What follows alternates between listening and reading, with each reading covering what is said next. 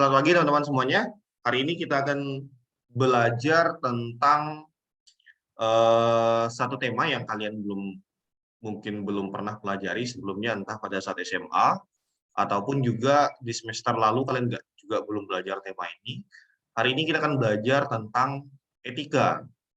Tapi etika sebagai sebuah pelajaran kita di satu semester ini akan kita pelajari bagian per bagian. Nah, di pertemuan hari ini kita akan belajar etika dalam versi awalnya dulu, yaitu pengantar etika. Nah, kalian akan di kelas ini kalian akan tahu nanti secara sederhana etika itu apa, lalu kemudian mengapa etika perlu dipelajari. Mungkin banyak kalian yang bertanya lah, kita kan hidup sehari-hari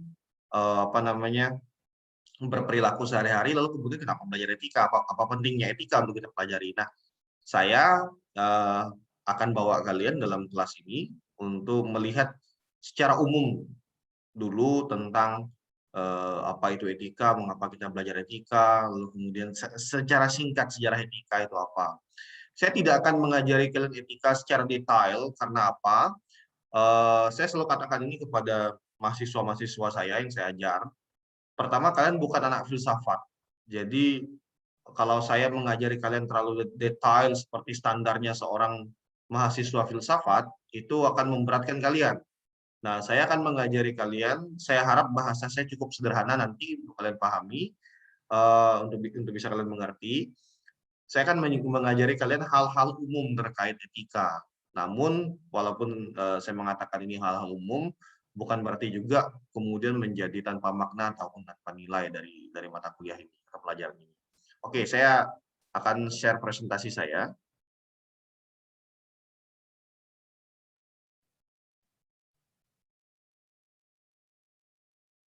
Oke, sebentar.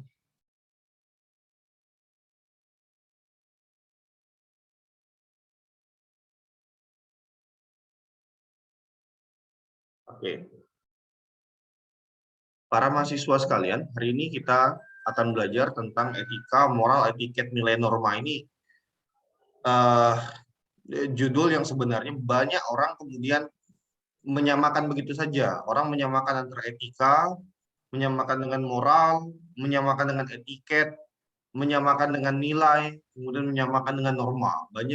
Banyak orang kemudian memukul rata menganggap bahwa semua hal yang saya sebutkan ini sama. Nah, sebelumnya saya tertarik untuk mengetahui pendapat kalian. Saya pengen tahu, ada yang sebentar. Ini sepertinya.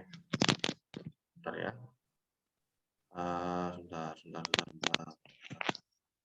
Oke, saya akan presentasikan.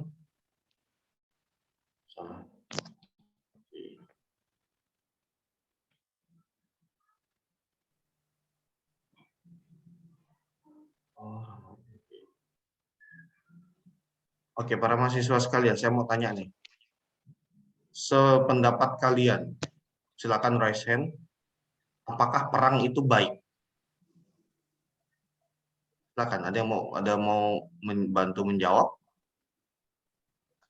Ya, coba Prapusawina, silakan. Prapusawina. Jadi saya mau tanya dulu Pak, ini perang dalam hal apa ya Pak? Perang apapun. Oke, bukannya perang itu tidak baik ya? Maksudnya tuh gini, kenapa kita harus perang? Bukannya kita lebih baik berdamai? Jadi Kalau saya balik pertanyaannya, Win. Seandainya Indonesia dijajah oleh Belanda, kamu diam atau melawan? Melawan. Bukankah itu kemudian menjadi perang, Win? Ya, perang. Berarti gini Pak, perangnya ya tergantung. Kalau perangnya untuk kebaikan ya silahkan perang. Kalau perangnya hanya untuk hanya untuk mencari masalah, ya lebih baik jangan. Oke, berarti kalau kayak gitu, perang itu baik apa enggak? Apa ya? Dua-duanya mungkin. Tapi lebih baik perangan itu diselesaikan dengan baik lah. Adakah perang yang bisa diselesaikan dengan baik, Win? apa ya, kalau Hmm? perangnya kalau kata Bapak tadi kan kalau perangnya, kayak penjajahan tuh kan mungkin, orang pasti nggak mau kan, Pak, yang dari Hmm. negara lain terus pasti nggak mau. Ya itu Hmm. pasti, peperangannya tidak bisa diselesaikan dengan secara ke kekeluargaan lah. Tapi kalau peperangannya di luar dari itu mungkin bisalah diselesaikan dengan baik. Oke, thank you Win ya. Ya, Ini, Pak. Win, ini presentasi saya kelihatan kan? Win, Iya, Pak, presentasi saya kelihatan kan? kelihatan. Oke. Berikutnya ada Rizka Cynthia. Rizka Cynthia. Rizka, Iya Pak, menurutmu perang itu baik nggak, Riz? kalau menurut, bentar Pak, matikan musik bentar. Oke.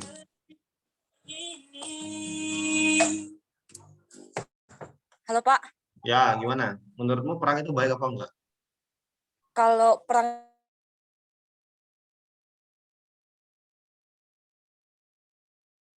Gimana, baik, gimana? waktu itu kan Indonesia pernah dijajah. Nah, Nah, Indonesia melakukan perang beberapa kali, contohnya kayak sama Belanda dan Jepang. Dengan oke. perang tersebut, Indonesia bisa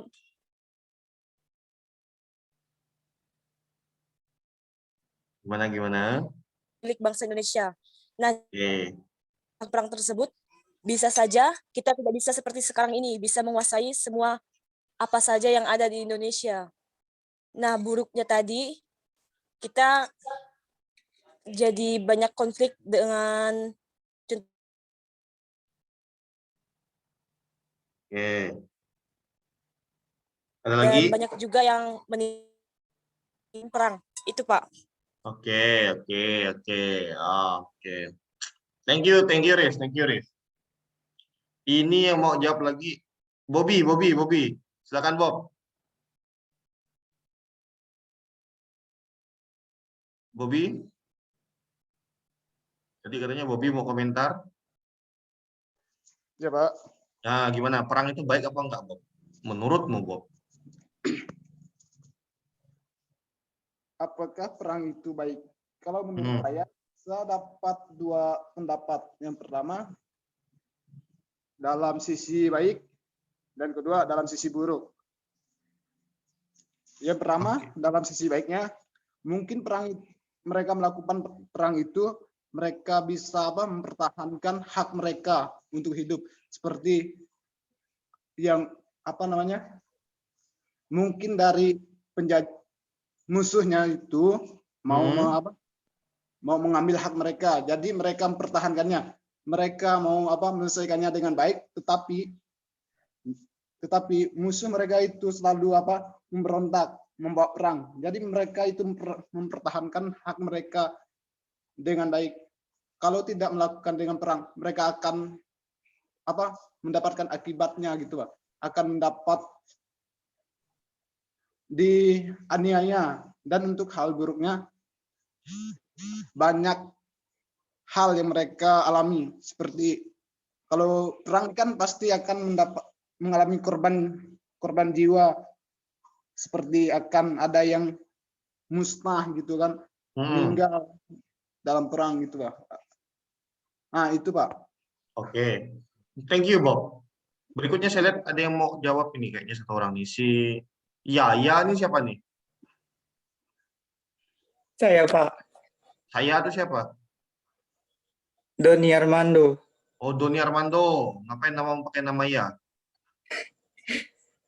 Oke, Doni Armando. Saya tanya kamu satu hal, Doni. Menurutmu apa tujuan perang, Don? Tujuan perang itu adalah untuk mendapatkan kedaulatan. Apa artinya kedaulatan? Apa maksudnya dengan kedaulatan, Don? Yang dipimpin oleh hikmat kebijaksanaan. Lah, Banyak kebijaksanaan. kamu malah membaca undang-undang dasar di sini. Saya nggak perlu kamu baca undang-undang dasar di sini. Mengapa? Apa tujuan perang? Tujuan perang itu untuk mencari kedamaian. Cari apa? kedamaian. Mencari kedamaian. Iya. Mengapa menurutmu kedamaian yang dicari dalam perang? Ya karena kita mencari keadilan supaya kita baik untuk memulai kedamaian itu. Agar mereka takut juga dengan kita. Oke. Berarti kita lewat perang kita mencari kedamaian, lalu kemudian menurut Doni juga supaya orang takut dengan kita karena kita mungkin menang perang atau apapun ya. Berarti menurutmu kadang-kadang dalam hidup sehari-hari, dalam keseharian itu, dalam tanda kutip kamu perlu juga kayaknya perang dengan temanmu supaya kamu bisa damai ya. Kelahi dengan temanmu supaya kamu bisa damai. Begitu kah? Iya. Oke. Thank you Don. Para mahasiswa, ada satu pepatah Latin yang sering orang gunakan, sering orang pakai untuk berbicara ketika orang berbicara tentang perang. Pepatah Latin itu kayak gini bunyinya. Si vis pacem para bellum. Si vis pacem para bellum. Itu pepatah Latin artinya gini. Jika kamu itu menginginkan kedamaian, bersiaplah untuk perang. Kalau kamu menginginkan perdamaian, bersiaplah untuk perang. Teman-teman, mengapa saya memulai kelas ini dengan sebuah pertanyaan tentang perang? Jawabannya sederhana. Ketika kita belajar etika, hal pertama yang akan kita lihat adalah bagaimana cara manusia berelasi. Saya ulangi lagi, ketika kita belajar etika, hal pertama yang kita lihat adalah bagaimana cara manusia berelasi. Ketika kita mengatakan cara manusia berelasi, bentuk relasi paling ekstrim antar manusia itu paling jelas tampak dalam perang. Bentuk relasi paling ekstrim itu paling jelas tampak dalam perang. Ketika kalian lihat,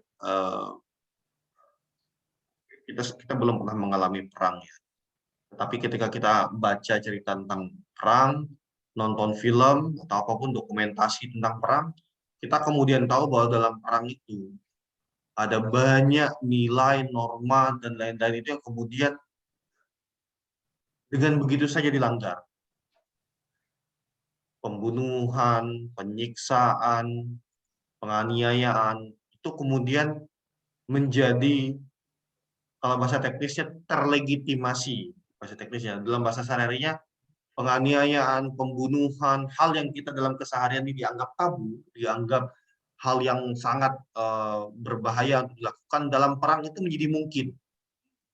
Ya, itu sebabnya mengapa saya selalu mengambil contoh perang untuk memulai pembicaraan tentang etika.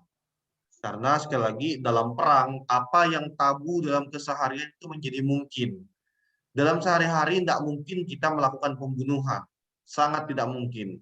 Dalam keadaan perang, pembunuhan kemudian menjadi bagian yang dianggap masuk akal. Karena apa? Kalau kita tidak melawan musuh, kita akan dibunuh. Pilihannya seperti itu. Membunuh atau dibunuh. Seringkali terjadi seperti itu dalam perang. Walaupun faktanya, dalam perang masih banyak juga orang yang kemudian tetap mempertahankan nilai-nilai kemanusiaan. Nah, teman-teman, para mahasiswa sekalian, sering saya bertanya bukan hanya untuk orang lain, sebenarnya untuk diri saya sendiri. Saya sering tanya, apa tujuan hidup saya? Ketika kalian lahir, bertumbuh, sekarang mulai dewasa dan nanti akan menjadi tua, saya nggak tahu apakah kalian pernah bertanya apa tujuan hidup kalian? Apa tujuan hidup saya? Untuk bahagia kah? Bahagia macam apa? Untuk damai kah? Damai macam apa? Untuk kesenangan kah? Kesenangan macam apa? Kebahagiaan siapa yang kita cari? Kebahagiaan saya?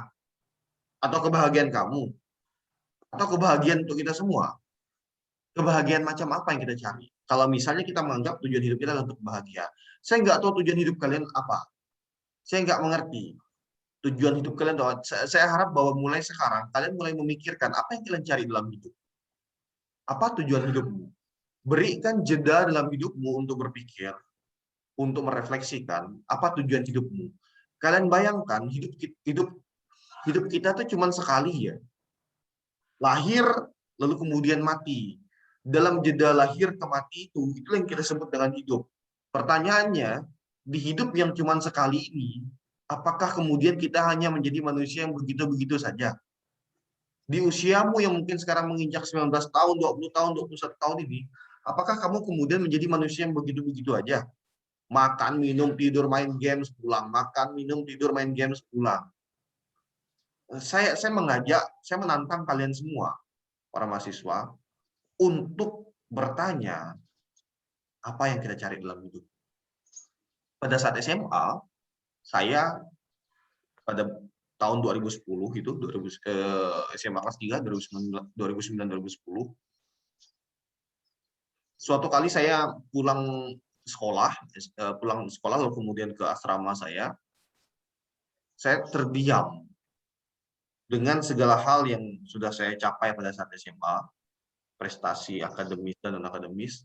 Saya waktu itu nanya, apa yang saya cari dalam hidup saya? Saya nggak tahu, tiba-tiba saja pada saat SMA, dan ini beneran, saya nanya, saya mencapai A, mencapai B, mencapai C, saya dapat prestasi A, prestasi B, prestasi C. Saya kemudian bertanya, apa yang saya cari dalam hidup saya? Apa yang saya cari dalam hidup saya? Pada saat itu, 2010 itu yang saya temukan kemudian, saya perlu kedamaian dalam hidup. Saya perlu kedamaian. Itulah yang kemudian membawa saya ke langkah berikutnya dalam hidup saya. Ketika saya selesai S2, saya bertanya, Rio, what's next? Apa yang kemudian kamu cari dalam hidup? Pada saat S1, S2 lah, S2 saya cukup banyak mempertanyakan apa yang saya cari dalam hidup saya. Pada level refleksi seperti itu, saya kemudian menemukan bahwa pengabdian, pelayanan kepada kebahagiaan, saya begini, ketika saya selesai S2, yang saya cari adalah kebahagiaan. Saya pengen menjadi orang yang bahagia menjalani hidup saya. Saya kemudian bertanya, apa yang membuat saya bahagia? Hal yang membuat saya bahagia adalah ngajar. Hal yang membuat saya bahagia adalah mengajar. Di mana saya kemudian memutuskan untuk mengajar di Kalimantan Barat, di tempat sekarang saya mengajar kalian. Itu yang saya cari dalam hidup saya, dan sampai sekarang saya nggak pernah menyesali pilihan itu. Kenapa? Ini kebahagiaan yang saya nggak bisa jelaskan ke orang lain, tapi saya begitu bahagia melakukannya. Nah, kalian apa yang kalian cari? Pertanyaan tentang pencarian kebahagiaan, pencarian tujuan hidup, adalah pertanyaan awal kita belajar etika, teman-teman. Jadi, di kemudian hari nanti, ketika kita belajar terus-menerus tentang etika ini, kalian akan tahu bahwa etika ini merupakan mata kuliah yang sangat penting untuk kita. Nanti kalian akan lihat dalam pelajaran-pelajaran berikutnya. Sekarang mungkin kalian pikir ini pelajaran apa, tapi nanti kalian akan melihat bahwa etika menjadi fondasi untuk kita bersikap, berperilaku, dan mengarahkan hidup kita. Teman-teman, ada seorang namanya Adolf Eichmann. Adolf Eichmann ini orang Jerman. Mana dia? Ini orangnya. Ini namanya Adolf Eichmann. Adolf Eichmann ini adalah seorang perwira tingginya Nazi, Hitler, Jerman. Kalau kalian nggak tahu konteks ini, Nazi adalah kelompok di Jerman, partai politik pada saat itu di Jerman yang dipimpin oleh seorang seorang manusia namanya Adolf Hitler, kalau kalian pernah dengar. Nah, singkatnya Adolf Hitler ini lewat partai Nazi itu membunuh jutaan orang Yahudi karena kebenciannya terhadap orang Yahudi pada saat itu. Kebencian Adolf Hitler terhadap orang Yahudi. Jadi jutaan orang Yahudi dibunuh, disiksa di kem-kem kem-kem konsentrasi di Jerman. Kalian silakan cari di YouTube, cari di Google tentang hal ini, ada banyak sekali film bahkan tentang kekejaman Adolf Hitler. Nah, Adolf Eichmann adalah seorang perwira tinggi di partai Nazi pada saat itu, di militernya Jerman ketika Nazi berkuasa. Nah, setelah Nazi runtuh, dunia kemudian mencari siapa saja tokoh-tokoh yang menjadi menjadi pemikir dan eksekutor di Nazi pada saat itu, sehingga menyebabkan jutaan orang mati itu. Mereka mencari siapa sih pemikirnya, konseptornya, siapa pelaku yang biadab dari peristiwa pembunuhan jutaan orang Yahudi ini. Dunia mencari, PBB mencari pada saat itu. Sampailah pada satu titik di mana salah satu orang yang dianggap bertanggung jawab terhadap pembunuhan orang Yahudi jutaan orang itu adalah Adolf Eichmann. Ini orangnya sekali lagi ya. Sampailah pada kesimpulan bahwa sampai temuan bahwa salah satu orang yang bertanggung jawab adalah Adolf Eichmann. Nah, Adolf Eichmann ini diadili di Israel. Sorry. Saya lupa diadili di mana. Antara Argentina atau Israel, saya lupa. Dia diadili di sana. Nah, ketika jaksa penuntut istilahnya bertanya kepada Adolf Eichmann, ketika kamu membunuh atau memberi perintah untuk membunuh jutaan orang Yahudi itu, apakah kamu merasa bersalah? Apakah kamu tahu bahwa perbuatanmu bukan perbuatan yang buruk? Kalian tahu jawaban Adolf Eichmann apa? Eichmann bilang kayak gini. Sebentar dulu, kata Adolf Eichmann. Coba bayangkan kalau kalian adalah seorang perwira militer Nazi pada saat itu, perwira tinggi. Ketika Hitler meminta kalian untuk membunuh orang Yahudi, kalian tetap melakukan atau tidak? Kalau kalian melakukan, bisa jadi kalian dituduh bersalah karena membunuh orang. Tapi kalau tidak kalian lakukan, kalian yang akan dibunuh oleh Hitler. Yang kedua, pada saat itu, kata Eichmann, aturan yang dibuat di Jerman, perangkat aturan undang-undang yang dibuat di Jerman, itu benar-benar memungkinkan untuk membantai orang Yahudi. Karena undang-undangnya sudah memungkinkan seperti itu dan perintahnya seperti itu, Eichmann bilang, apakah salah saya kemudian melaksanakan undang-undang? Apakah salah saya kemudian harus membunuh? Karena memang diperintahkan seperti itu. Kalau saya tidak melakukan itu, saya melanggar undang-undang, saya melanggar aturan. Itu pembelaan Eichmann. Nah, saya mau tanya sama kalian. Apa pendapat kalian tentang tentang jawabannya Eichmann ini? Ada yang mau berpendapat? Menurut kalian Eichmann salah apa enggak sih? Silakan angkat tangan kalian, raise hand. Menurut kalian Eichmann salah apa tidak? Siapa yang angkat tangan itu? Wanda, coba Wanda. Halo Wanda. Sebenarnya dia tidak salah, Pak. Mengapa menurutmu Eichmann tidak salah? Dia membela hidup dia. Kalau dia tidak melawan, pasti dia akan mati. Oke. Lalu bagaimana? Saya ambil contoh aja lah. Saya ambil contoh gini, Wanda. Misalnya di STKIP. Di STKIP ya. Di STKIP aturannya adalah boleh bercelana pendek ke kampus, misalnya gitu. Kamu kamu Wanda adalah seorang misalnya wakil ketua 3 bidang kemahasiswaan ya. Kamu diperintahkan oleh ketua STKIP untuk membuat aturan bahwa siswa boleh pakai celana pendek ke kampus, misalnya gitu. Kamu buatlah aturan tuh, akhirnya semua siswa pakai celana pendek. Nah, setelah ketua STKIP itu turun, lalu kemudian kamu juga enggak lagi di STKIP, orang-orang ngamuk. Ini kenapa STKIP kok calon guru celana pendek? Akhirnya orang-orang cari siapa nih yang buat aturan, siapa yang eksekutornya. Ternyata ditemukan bahwa Wanda adalah yang membuat aturan itu, yang melaksanakan aturan itu. Nah, menurutmu Wanda, anggaplah pakai celana pendek ke kampus itu sebagai sesuatu yang haram, sesuatu yang tidak boleh lah istilahnya gitu sekarang ya. Kalau kamu di posisi gitu, kamu ngerasa kamu bersalah atau tidak, Wanda? Bersalah, Pak. Walaupun kamu tahu sebenarnya pakai celana pendek ke kampus itu nggak boleh. Pada saat buat aturan kamu tahu sebenarnya pakai celana pendek ke kampus nggak boleh, tapi karena pimpinanmu nyuruh kamu tetap buat aturan gitu. Menurutmu kamu bersalah atau tidak?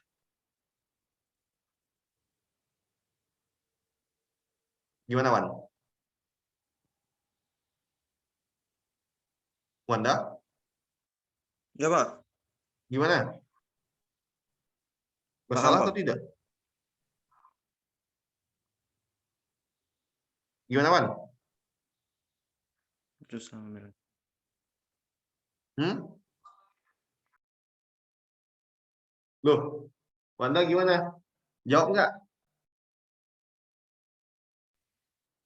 Sama, Pak. Putus-putus, Pak.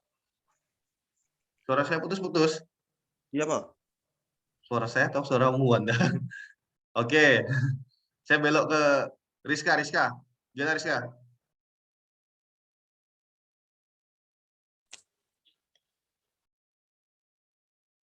Rizka gimana? Iya, Pak. Tadi Men- itu pertanyaannya tentang celana tadi ya, Pak. Ya, Ehman menurutmu bersalah nggak? Dia tahu sebenarnya membunuh itu pasti jahat, tapi karena aturannya seperti itu dia lakukan. Aturan pada saat itu seperti itu, dia lakukan. Dan semua orang menganggap membunuh orang Jerman itu normal pada saat itu. Menurutmu, Ehman bersalah nggak?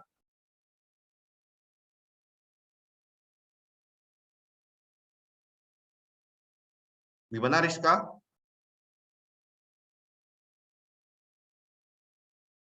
Halo Rizka? Rizka? Ayo yang lain siapa yang mau jawab?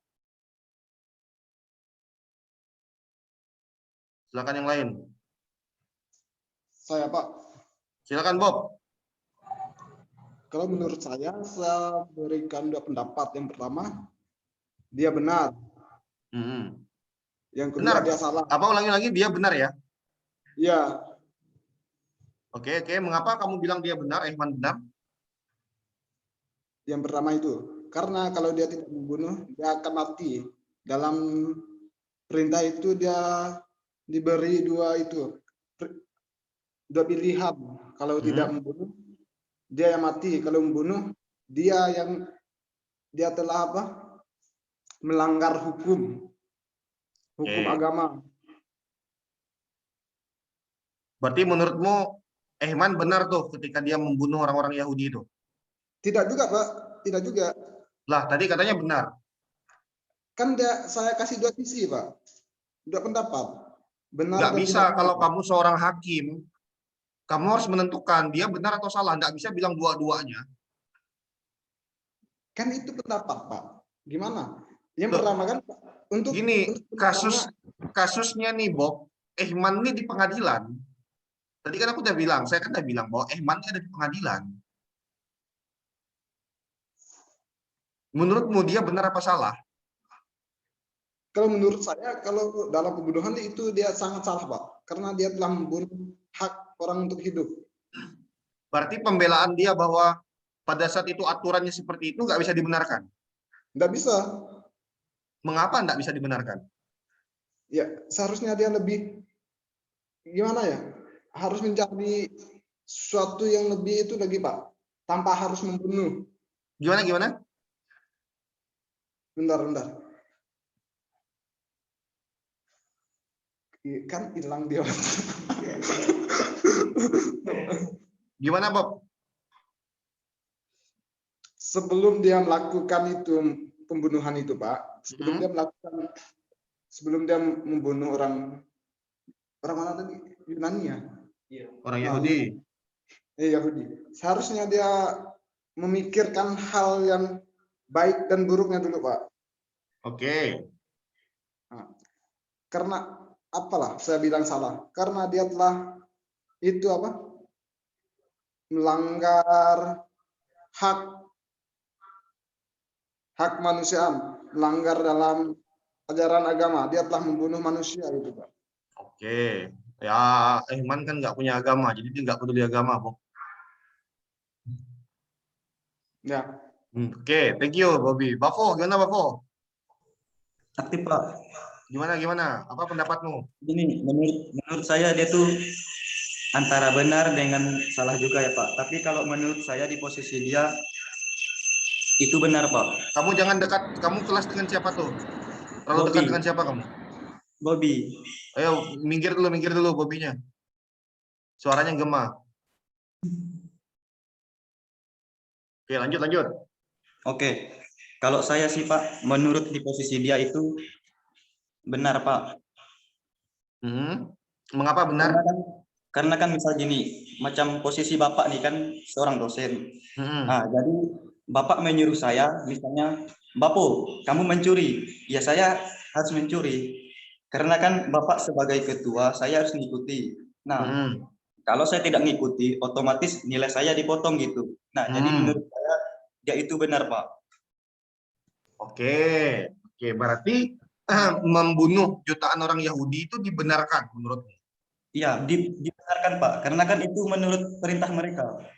Nah, kata Bapak juga kan, kalau misal di zaman modern nanti, mereka masih melakukan yang namanya pembunuhan. Itu otomatis kata Bapak ini, siapa yang melakukan peraturan begini? Nah, di situ kan gini, beda pemerintah, beda pergantian presiden, semua peraturan itu berbeda. Oke. Nah, jadi kalau udah pergantian pemimpin, otomatis mereka tidak akan lagi yang namanya membunuh Yahudi. Karena setiap pergantian dunia modern itu agama semakin berkembang, Pak. Oke. Thank you, Bavo. Oke, you're welcome, Pak. Satu lagi, dari tadi nggak ada yang cewek. Noveria, coba. Noveria? Ya, Pak. Gimana pendapatmu? Sama halnya sama Bapak tadi, jawaban saya benar, Pak. Karena kan di pemerintahannya itu kalau membunuh orang Yahudi itu adalah sesuatu yang benar. Jadi kalau menurut saya sebagai hakim, dia itu adalah benar, Pak. Oke. Jadi menurutmu Ehman ini benar ya? Iya, Pak. Oke, thank you. Yang lain saya minta tahan dulu pertanyaan argumen kalian. Saya lanjutkan. Para mahasiswa, bentar. Nanti ya, ntar ya saya akan berikan sesi diskusi lagi. Para mahasiswa, kasus Adolf Eichmann ini ramai dibicarakan pada saat itu. Terutama karena ada seorang filsuf cewek namanya Hannah Arendt. Dia membuat liputan khusus tentang kasus Adolf Eichmann ini. Pertanyaannya sama, sebenarnya pertanyaannya sederhana. Eichmann ini bersalah apa tidak? Ketika Eichmann adalah seorang manusia yang logikanya punya nurani, punya namanya sisi kemanusiaan, harusnya dia tahu yang baik dan yang buruk. Lalu kemudian dia setuju untuk membunuh jutaan orang Yahudi lewat kem-kem konsentrasi. Pertanyaannya, Eichmann ini dibenarkan nggak? Nanti kita akan jawab sama-sama. Nanti kita akan lihat sama-sama. Nah, teman-teman, kalau kalian perhatikan, hal-hal yang saya tunjukkan di bagian awal tadi merupakan hal keseharian kita. Hal yang akan sering kita lalui dan sudah kita lalui. Atau mungkin sedang kita lalui. Hal-hal yang saya sampaikan, contoh-contoh yang saya sampaikan di awal tadi, adalah cerminan atau contoh dari kehidupan kita juga. Seringkali dalam keseharian, saya nggak tahu, pernah nggak kalian tuh berpikir dengan lebih luas, lebih utuh. Perilaku kalian itu benar atau salah, baik atau buruk. Ketika kalian, contoh ya, mendapat beasiswa, misalnya, dapat beasiswa dari pemerintah, entah lewat beasiswa apapun itu diperoleh dari pajak, ya. Jadi seluruh orang di Indonesia ini bayar pajak, saya bayar pajak, kamu bayar pajak, kemudian dikumpulkan di negara kemudian memberikan beasiswa kepada banyak orang supaya orang-orang bisa kuliah, banyak anak muda bisa kuliah. Kalian kemudian dapatlah beasiswa itu. Lalu kemudian apakah etis? Apakah etis ketika beasiswa yang diberikan kepada kalian dengan cuma-cuma itu? Kemudian kalian dalam prakteknya, kuliah nggak benar. Kemudian nggak mau bertanggung jawab terhadap hidupmu. Tidak aktif dalam kehidupan di kampus. Apakah etis perbuatan kalian itu? Lihat, persoalan etika kemudian menjadi persoalan yang tidak kecil, teman-teman. Ini saya ambil konteks sebagai mahasiswa ya, dari contoh beasiswa misalnya. Apakah etis tindakan kalian kuliah ngawur-ngawur, tidak selesai dengan baik, tugas tidak dikumpulkan, apakah etis? Bagi kalian mungkin itu, biasa aja, nggak kumpul tugas dosen, biasa aja, nggak kuliah, biasa saja. Pertanyaannya, di mana etikamu? Di mana penilaian moralmu? Tidak sesimpel itu persoalan etika. Sama kasusnya bagi kalian yang bukan beasiswa. Entah lewat pekerjaan kalian, entah lewat orang tua yang berikan uang kepada kalian. Di mana kode etikmu kemudian ketika kalian aut-autan sembarangan kemudian menggunakan uang yang diberikan kepada kalian. Teman-teman, dengan belajar etika, harapan saya kalian bisa membuat bukan hanya penilaian baik buruk. Ujung dari belajar etikanya adalah penilaian baik buruk. Tetapi yang penting pertama-tama kalian lakukan, teman-teman, adalah dengan belajar etika, kalian tahu bagaimana nilai-nilai etis itu disusun, nilai-nilai etis itu kemudian dipegang, dan nilai-nilai etis itu memiliki dasarnya, memiliki fondasinya, dan kita akan belajar itu. Baik itu artinya apa? Itu akan kita pelajari. Buruk artinya apa? Akan kita pelajari. Teman-teman, etika berasal dari bahasa Yunani, ethos, tunggal. Yang berarti bisa jadi tempat tinggal yang biasa, ada padang rumput, kandang, habitat. Artinya etika itu seringkali dikaitkan, kalau dalam bahasa Yunani ya, ini pengertian kata dulu, itu dikaitkan dengan suatu tempat tinggal, kebiasaan. Jadi etika itu dalam arti kalimat katanya itu seringkali diterjemahkan sebagai tempat tinggal atau kebiasaan. Berikutnya, secara lebih luas, jadi tadi ini hanya contoh terjemahan dari katanya etika, ethos. Secara lebih luas, etika dimengerti sebagai sebuah sistem nilai. Etika itu sistem nilai. Kalau sistem nilai artinya ada nilai tertinggi, kemudian ada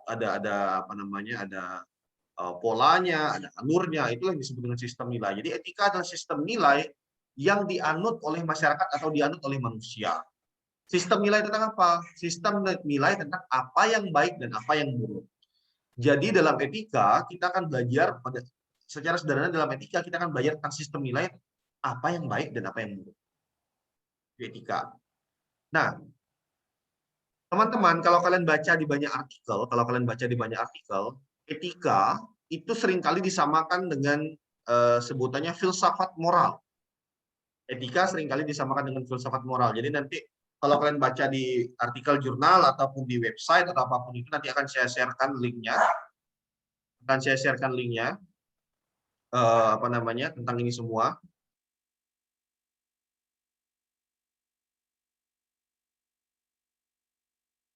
Nah, saya akan sharekan linknya nanti untuk kalian baca juga. Etika seringkali diterjemahkan sebagai filsafat moral. Tapi saya nggak setuju. Ini kalian tanya, Pak, kami aja nggak paham moral itu apa, etika itu apa, kok Pak bisa bilang nggak setuju? Saya jelaskan mengapa saya nggak setuju etika disamakan dengan moral. Jadi seringkali kan kalian menyamakan etika dengan moral itu sama saja. Nah, apa bedanya? Ini saya tunjukkan. Moral itu pada dasarnya mirip dengan etika.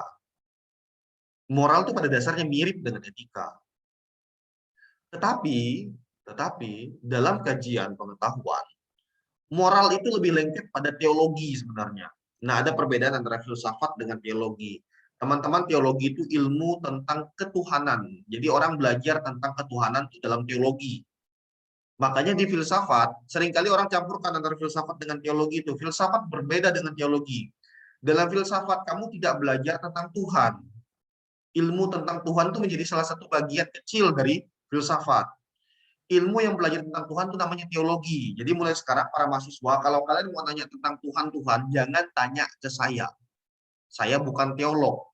Saya adalah seorang filsuf. Kalau kalian mau belajar tentang ketuhanan, tanyalah pada teolog. Kepada pemimpin agamamu, tanyalah kepada mereka, karena mereka adalah teolog. Saya adalah seorang filsuf. Nah, moral itu dipelajari dalam teologi. Mengapa? Karena dalam ilmu moral, dalam kajian-kajian moral, standar baik dan buruk itu ditentukan oleh Tuhan bilang apa. Sederhananya kayak gitu. Jadi kalau Tuhan itu bilang membunuh itu jahat dan membantu orang miskin itu baik, ya sudah, itu disebut dengan moral.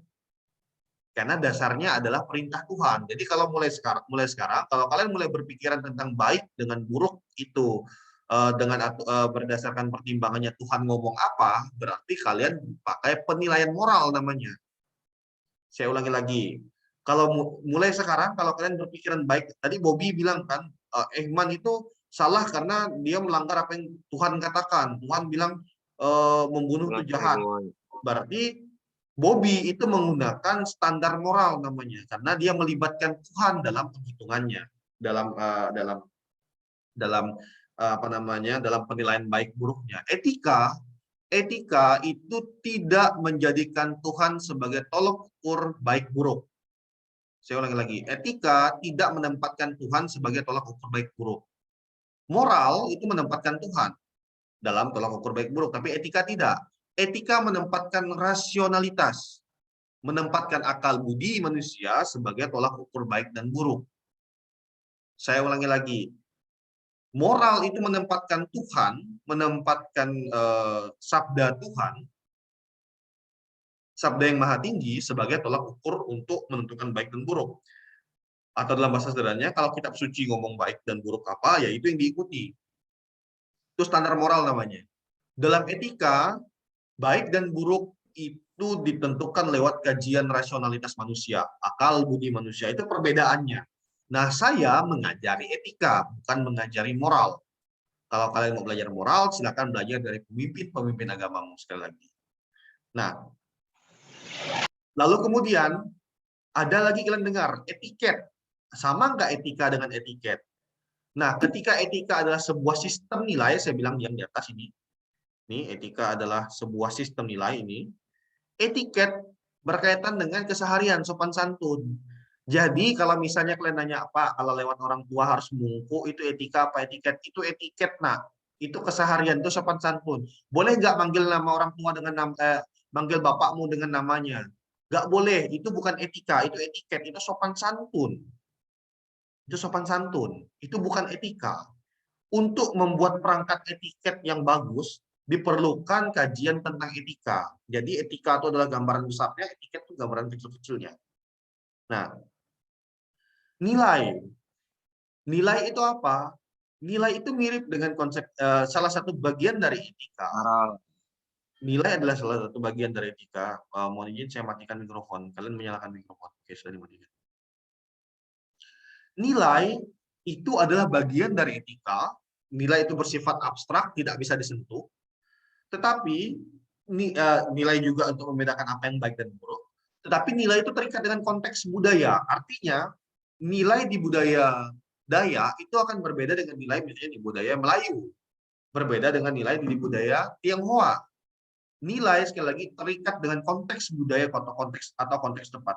Nilai-nilai di Indonesia mungkin berbeda dengan nilai-nilai di Amerika. Itulah ada terikat konteks, itulah nilai. Lalu norma para mahasiswa, norma adalah pedoman. Jadi norma itu turunan dari nilai. Ini nilai di atasnya, turunannya adalah pedoman. Sama kayak etika kepada etiket tadi. Nah, nilai turunannya adalah norma dan dia terikat dengan konteks tertentu, budaya tertentu atau tempat tertentu. Di beberapa tempat misalnya, norma makan, etiket makan misalnya gitu, itu nggak boleh bunyi. Nggak boleh bunyi. Kalau kalian makan yang mencecap itu nggak boleh di beberapa tempat. Tapi di salah satu tempat lain, justru kalau makan itu kita pengen bilang makanan itu enak, kita harus makan sampai bunyi. Nah, jangan kamu salahkan orang lain yang makan mencecap di tempat budayanya dia. Saya adalah orang yang tidak terbiasa mendengar misalnya kalau orang makan tuh sampai bunyi cap-cap-cap gitu, saya nggak terbiasa. Karena saya dibesarkan dalam konteks normanya saya, etiketnya saya. Tetapi kalau saya pergi ke satu tempat B, di mana di tempat itu kemudian cara orang bersyukur atas makanan yang enak dengan makan mencicip, saya nggak boleh nyalahkan mereka. Karena apa? Itu budaya mereka, itu norma mereka, itu etiket mereka. Justru saya harus menghargai mereka. Tetapi sama juga ketika mereka datang ke tempat saya, ke dalam lingkungan sosialnya saya, mereka juga harus mampu beradaptasi dengan cara tidak makan mencicip. Itu contohnya etika. Nah, teman-teman, bagaimana sih kok bisa etika itu lahir? Bagaimana sejarahnya? Kok bisa orang mulai belajar tentang baik dan buruk? Bagaimana sejarahnya? Kita lihat pelan-pelan. Nah, kapan etika mulai dipelajari? Kita nggak pernah tahu persisnya. Kalau kalian tanya sama saya, Pak, kapan sih etika mulai dipelajari? Nggak tahu, nggak pernah ada kita tahu persisnya. Sepertinya kalau menurut saya, etika itu lahir ketika manusia pertama kali mulai berpikir tentang dia pengen hidup dengan cara apa. Ketika manusia mulai berpikir, saya pengen hidup dengan cara gimana ya, apa tujuan hidup saya? Pada saat itulah etika mulai dipikirkan. Artinya itu bisa jadi jutaan tahun yang lalu, ratusan ribu tahun yang lalu, bisa jadi. Di Museum Louvre, Prancis, ada namanya Kitab Hammurabi. Kitab Hammurabi itu ditulis pada tahun 1750 sebelum Masehi. Jadi 1750 sebelum Masehi. Sekarang kan kita 2001. Sesudah 2001 Masehi. Ya, kita ini kan 2001 Masehi. Nah, 1750 sebelum Masehi, berarti sekitar 3751 tahun yang lalu, itu ada namanya Kitab Hammurabi yang ditulis untuk bangsa Babilonia. Ini salah satu kitab yang sangat terkenal sekali. Kitab Hammurabi itu berisi tentang aturan hukum bagi bangsa Babilonia. Kalian lihat, pada tahun 1750 sebelum Masehi sudah ada namanya pedoman bagaimana manusia berperilaku. 1750 sebelum Masehi di Babilonia. Ada kitab, sekali lagi ada kitab Hammurabi itu. Jadi sudah mulai ada pedoman tentang bagaimana manusia berperilaku dalam kitab Hammurabi. Itu kalau secara sejarah bisa kita sebut sebagai bagian-bagian awal dari bagaimana etika itu mulai dipelajari, mulai dibakukan. Nah, kalau kalian lihat di kitab suci Yahudi, kalau di Katolik sama Kristen itu kitab Perjanjian Lama, kalau Katolik dengan Kristen ya. Sekarang saya nggak tahu nih kalau di Al-Quran di mana persisnya, tapi yang saya tahu di kitab suci Yahudi itu ditemukan 10 perintah Allah. 10 perintah Allah ini juga menjadi pedoman bagaimana manusia berperilaku. Lihat, baik dan buruknya etika itu sudah mulai dikodifikasi, sudah mulai dibakukan dalam kitab-kitab pada saat itu. Nah, kitab suci Yahudi ini saya nggak tahu persisnya ditulis kapan, tetapi sudah ada lah di situ. Nah, di Timur Tengah, di Mesir, itu ditemukan sebuah aturan yang berusia 3000 tahun sebelum era Kristianitas. Ya, kalau kalian tanya era Kristianitas, era Katolik itu kapan mulainya? Katolik itu dimulai pada tahun 60 Masehi, 56 Masehi itu pertama kali Katolik muncul. Jadi kalau kalian baca sejarah Katolik misalnya, ini pengetahuan umum ya, bukan saya ngajarkan agama ya. Dalam sejarah Katolik itu lahir ketika masanya Yesus itu 4 sebelum Masehi sampai 29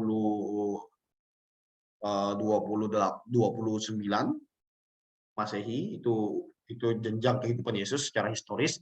Lalu kemudian Katolik pertama kali muncul pada 56 Masehi di Korintus pada saat itu. Jadi kalau kalian bayangkan sebelum 3000 tahun sebelum era Kristianitas, dimulai angkatlah 60 Masehi pada saat itu sudah ada aturan di Timur Tengah, di Mesir, aturan tentang baik dan buruk.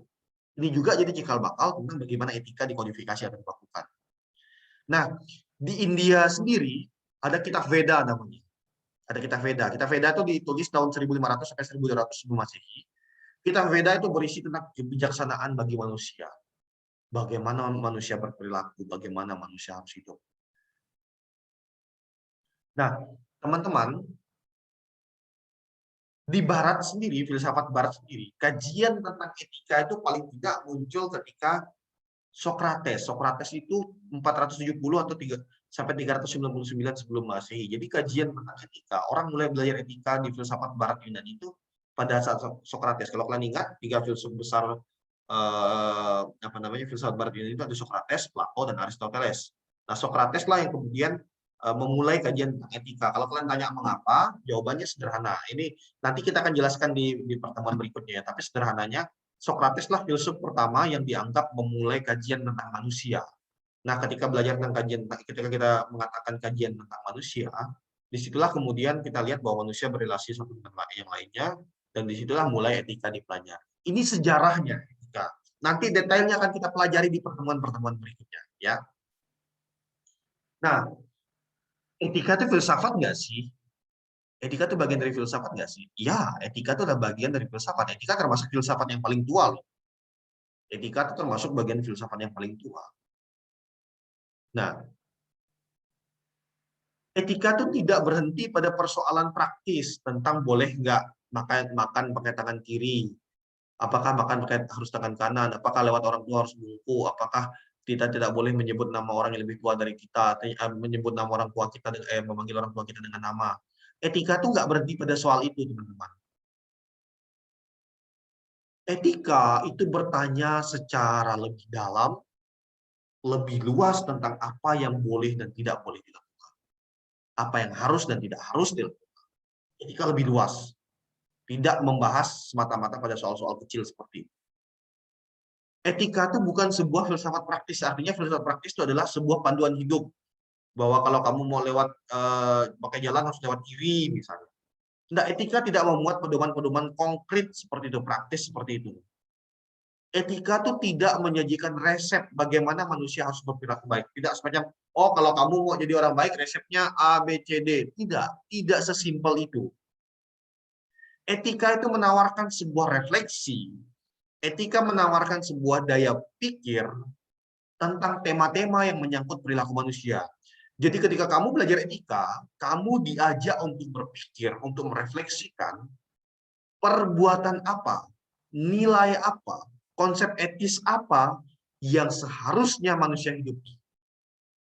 Kalian belajar sesuatu yang besar, kalian belajar sesuatu yang benar-benar mendalam.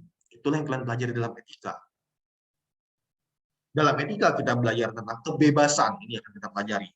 Kita belajar tentang keadilan, kita belajar tentang tanggung jawab, kita belajar tentang nilai, kita belajar tentang norma, kita belajar tentang hak, kita belajar tentang kewajiban, kita belajar tentang keutamaan-keutamaan. Contoh misalnya ketika kita berbicara tentang kebebasan, banyak orang menerjemahkan kebebasan itu sebagai berbuat semau hati. Kalian sebagai mahasiswa seringkali menerjemahkan kebebasan sebagai berbuat semau hati saja. Tetapi kalau kalian belajar tentang konsep etika dari kebebasan, kalian akan tahu bahwa kebebasanmu itu bertabrakan dengan kebebasan orang lain. Kalian bayangkan, saya kalau mau berbuat bebas semau hati, saya bisa jadi melanggar kebebasan kalian. Etika itu memastikan bahwa kebebasanmu dan kebebasan orang lain itu tidak saling kelahi, tidak saling perang. Etika menjamin itu. Mengapa belajar etika? Mengapa belajar etika? Satu, manusia hidup dalam sistem sosial yang kompleks sekali. Sistem sosial yang kompleks, ada orang tua, orang muda, ada pemimpin, ada bawahan, ada teman, ada musuh, kompleks sekali sistem sosial manusia itu. Nah, manusia itu perlu belajar konsep-konsep etika supaya bisa hidup sama-sama. Kalau kita nggak belajar konsep etika, kita sulit bisa hidup sama-sama. Makanya kita sulit memahami kenapa ada dalam tanda kutip mungkin menurut kita orang-orang aneh. Ini dia kok hidupnya kayak gini, cara pikirnya kok kayak gini. Dengan belajar etika, kita membuka pikiran kita untuk mampu melihat bagaimana konsep-konsep nilai pada diri orang lain ataupun dalam konteks kelompok sosial tertentu. Kalian bingung mengapa orang Jawa seperti ini, mengapa orang Dayak seperti ini, mengapa orang Melayu seperti ini, mengapa orang Tionghoa seperti ini. Dengan belajar etika kita mampu mempelajari nilai-nilai atau konsep etis yang dipegang oleh suatu kelompok sosial tertentu. Nah, etika itu membawa manusia untuk bersosialisasi secara rasional. Jadi bukan hanya bersosialisasi, tapi bersosialisasi secara rasional. Akal budimu itu dilibatkan dalam kamu berrelasi. Tidak sembarangan lagi kalau kamu sudah belajar etika. Dan ketiga, ada banyak macam konsep etika, itu kemudian membuat manusia sadar bahwa ragam cara manusia berrelasi juga banyak. Sangat banyak. Nah, teman-teman, untuk seluruh materi ini kalian bisa pelajari di apa namanya referensi yang saya berikan. Nanti saya akan sharekan apa namanya PowerPoint ini juga referensi-referensinya. Silakan kalian lihat di sini. Nanti kalian pelajari juga. Nah, para mahasiswa, itu presentasi dari saya. Terima kasih banyak. Saya beri kesempatan untuk 1 atau 2 pertanyaan saja karena waktunya udah lewat nih kayaknya. Kalau ada pertanyaan, silakan. 2 pertanyaan saja. Kalau nggak ada, saya tutup nih. Ya, gimana Bob? Pertanyaannya Bob. Saya mau bertanya. Suaramu kecil sekali, Bob. Saya pakai handset soalnya, Pak. Ya, gimana? Ini, di dalam kehidupan kita selalu diberi 2 keputusan, 2 pilihan. Mengapa 2 pilihan itu selalu bertentangan, Pak? Antara baik dan tidak baik. Yang kamu tawarkan apa nih? Kan kamu kan protes kenapa baik dan tidak baik kok selalu bertentangan. Nah, yang kamu tawarkan apa nih? Seandainya ini kan saya ada, misalnya kan saya diberi manat atau perintah gitu, Pak.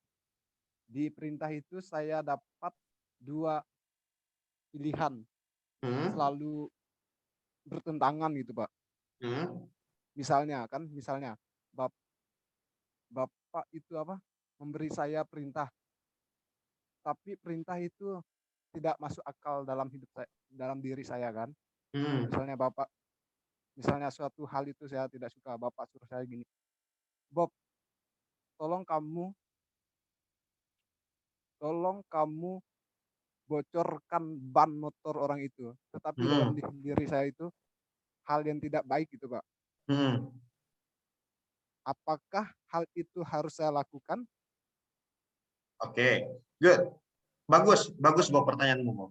Itulah fungsi kamu belajar etika, Bob. Kalau kamu belajar etika, kamu tahu sistem nilai mana yang digunakan. Kamu tahu sistem nilai mana yang digunakan. Contoh sekali. Kamu mungkin bisa tanya, kenapa Pak Trio nyuruh saya membocorkan ban? Anggaplah misalnya mobil FPV kampus nih. Kok Pak Trio nyuruh saya membocorkan ban? Kok Pak Trio jahat sekali? Kamu harus tanya kepada Pak Trio, kenapa Pak Trio nyuruh melakukan itu? Bisa jadi Pak Trio nyuruhkan bocorkan ban itu supaya teman-temanmu nggak berangkat. Karena kalau teman-temanmu berangkat pakai FPV itu, ternyata remnya belum diperbaiki. Dan teman-temanmu ngotot mau pakai FPV, tapi remnya belum diperbaiki. Artinya Pak Trio itu sebenarnya menyelamatkan nyawa mereka, Bu. Coba kamu bayangkan kalau mereka berangkat karena remnya tidak diperbaiki misalnya. Yang ingin saya katakan, Bob, dengan kamu belajar etika, kamu belajar untuk secara rasional itu melihat perilaku manusia, keputusan-keputusan manusia itu secara utuh, tidak menghakimi begitu saja. Dengan belajar etika kamu melihatnya secara utuh. Ini apa sih latar belakang di balik perilaku, latar belakang di balik kebijakan, latar belakang di balik kalimat-kalimat yang orang ucapkan. Nanti kita lihat ya detail. Jadi setelah pertemuan-pertemuan ini, kalian akan melihat bahwa konsep-konsep etika itu banyak sekali, Bob. Dan itu kita bisa lihat, oh ternyata Bobby ini berperilaku gini karena dia sebenarnya menghidupi prinsip etika ini. Oh ternyata misalnya Dave menghidupi cara hidup seperti ini karena dia menghidupi konsep etika ini. Akhirnya kita tidak menghakimi, tetapi kemudian kita bisa melihat secara lebih utuh konsep-konsep hidup setiap orang. Itu yang ingin saya katakan, Bob ya. Oke, thank you. Ada lagi 1 pertanyaan? Masih ada? Karena waktunya sudah lewat, saya juga nggak enak sama dosen berikutnya nih. Aman ya, saya sudah anggap selesai ya? Oke, Pak, aman. Oh, Rizka, apa pertanyaan Rizka?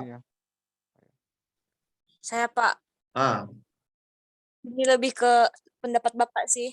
Bagaimana pendapat Bapak tentang etika pada zaman sekarang ini? Tentang apa? Tentang etika. Apa itu? Etika? Ya, Pertanyaanmu apa tuh?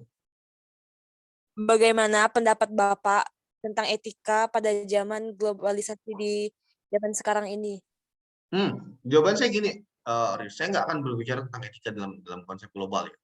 Karena setiap situasi sekarang tentu punya penilaian etisnya tersendiri. Tetapi saya lewat kalian di kelas ini, saya mengajak kalian untuk belajar tentang konsep etika-etika klasik yang menjadi fondasi sistem etika sekarang. Jadi kalau nanti kalian pelajari ya dengan saya, kalian akan tahu bahwa sistem etika di masyarakat sekarang, di masyarakat teknis lewat IT, lewat media sosial itu, fondasi baik buruknya, penilaian etika baik buruknya itu sebenarnya dari etika klasik. Makanya yang saya ajarkan ke kalian ini adalah etika klasik ini. Yang saya ajarkan ke kalian. Jadi kalau kalian sudah belajar tentang konsep etika yang akan saya pelajari ini, kalian akan tahu bahwa oh ternyata cara pikir orang sekarang, sistem aturan sekarang itu berpedoman pada konsep etikanya ini loh. Atau kalian lihat, mengapa di IT ada namanya undang-undang ITE misalnya. Oh, ternyata dasarnya dari konsep etika ini. Jadi nanti kita akan belajar seperti itu. Saya nggak akan jawab sekarang ya, Riz ya. Oke, teman-teman, terima kasih banyak untuk kelas hari ini. Saya sangat senang dengan apa yang kalian lakukan, kalian pelajari. Saya harap kalian bisa membaca artikel yang akan saya bagikan nanti di Google Classroom. Kalian baca saja.